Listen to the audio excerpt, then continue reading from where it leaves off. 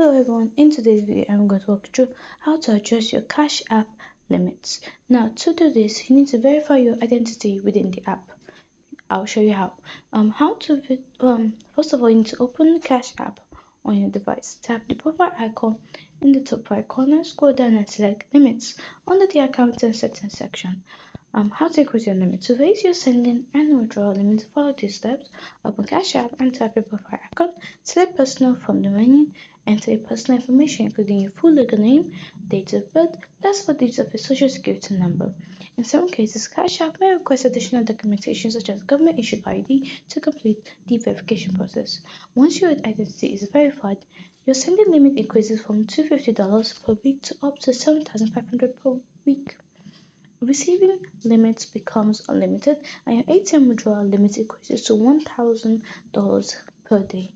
Hope you find this video helpful.